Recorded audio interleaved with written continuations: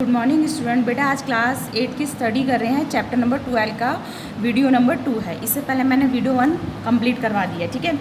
आइए देखते हैं नीचे क्या दे रखा है। सेकंड वीडियो की स्टार्टिंग कहाँ से है। नीचे पुस्तकालय व्यक्ति की निजी संपत्ति होती है, जबकि सार्वजनिक पुस्तकालय पर जनता या सरकार का स्वामित्व होता है। जो सार्वजनिक होती है ना, उस पर सबका स्वामित्व होता है, मतलब कि कोई भी वहाँ पे बुक आके लेके जा सकता है, ठीक है।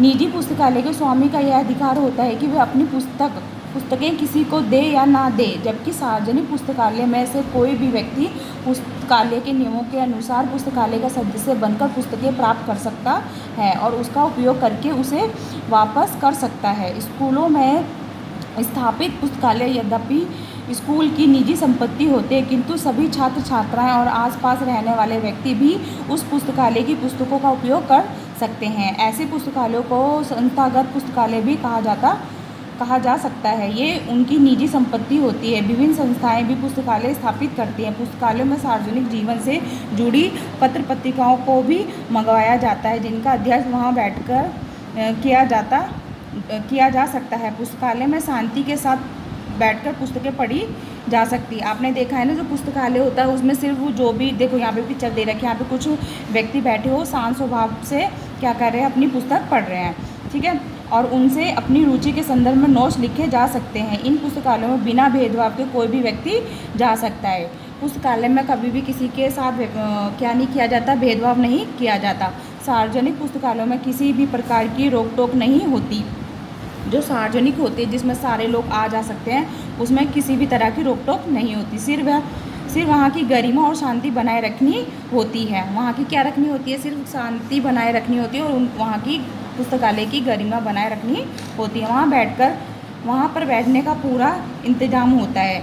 आपके स्कूल में भी जब पुस्तकालय में जब टीचर आपको पढ़ाते हैं तो वहाँ पे चेयर हो गया, टेबल हो गया, सारी फैसिलिटीज़ दी जाती है ना, उसी प्रकार इसमें भी बताया गया है। जो सार्वजनिक होते हैं वहाँ पे भी सारी फैसिलिटीज़ दी जाती हैं।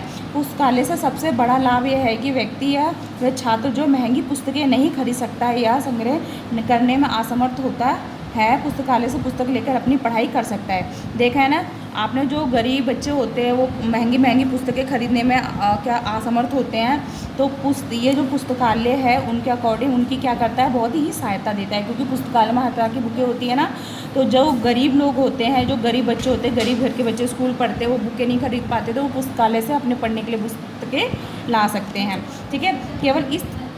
केवल इस बात का ध्यान रखना जरूरी होता है कि पुस्तकों को किसी प्रकार की क्षति ना पहुंचाई जाए। क्षति मतलब कि उनको किसी भी तरह का नुकसान नहीं पहुंचाना चाहिए। अगर आप पुस्तकालय से पुस्तक लेके आते हो, तो जैसी पुस्तक लेके आते हो वैसे ही आपको पुस्तक वापस करनी चाहिए। उसको फाड़ना नहीं चाहिए, उस पर कुछ लिखना नहीं चाहिए, उसके किसी पृष्ठ या तस्वीर को फाड़ना भी नहीं चाहिए और उसे छुपाकर चोरी से घर ले जाना नहीं चाहिए। इसमें बताया गया ना ही उस पर नाम लिखना चाहिए, ना ही उसका फ्रंट पेज जो होता है, पुस्तक का स्टार्टिंग का जो पेज होता है उसको फाड़ना भी नहीं चाहिए।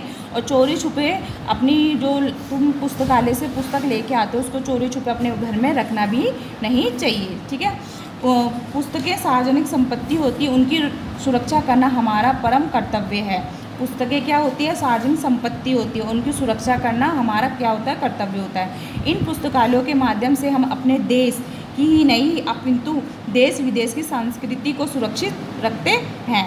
किसकी, देश और विदेश की संस्कृति को क्या रखते हैं, सुरक्षित रखते हैं। ये पुस्तकालय ज्ञान का सचित्र कोश अपने भीतर समेटे रहते हैं। ये राष्ट्र की धरोहर होते हैं और राष्ट्र की इस धरोहर का उपयोग करने तथा इसे सुरक्षित रखने का सभी को अधिकार है। जो ये पुस्तकालय के बारे में बताया गया है, इसमें 3-4 मेन बातें कही गई है, जो क्या है, बच्चों के लिए, पुरुषों के लिए, सबके लिए क्या है, खास बात है, जिसका उसको क्या करना चाहिए, ध्यान रखना चाहिए और उसको क्या करना चाहिए, उसकी केयर करनी चाहिए, सुरक्षा करनी चाहिए। जैसे कि चोरी छुपे नहीं करना चाहिए, चोरी छुपे कोई बुकें नहीं ला के घर में रखनी चाहिए, ना ही उसका पेज फाड़ना चाहिए, ना ही उस पर कुछ लिखना चाहिए। अहम बातें हैं पुस्तकालय की, जिससे बच्चों को इन बातों का क्या करना चाहिए, माननी चाहिए, ठीक है। तो बेटा आज हमारी चैप्टर नंबर 12 ख़त्म होता है 8th क्लास का। इससे संबंधित प्रश्न मैं आपको देती हूँ। लास्ट क्लास में क्वेश्चन नंबर 2 का मैंने का और खा दिया था, आज गा और घा दे रही हूँ। क्वेश्चन नंबर 2 का ही आपको घा और ड़ा, ये 5 टोटल क्वेश्चन दिए फिल इन द ब्लैंक से, जो आपको अपनी बुक में ही नीट एंड क्लीन करने हैं। तो बेटा आज के लिए बस इतना ही।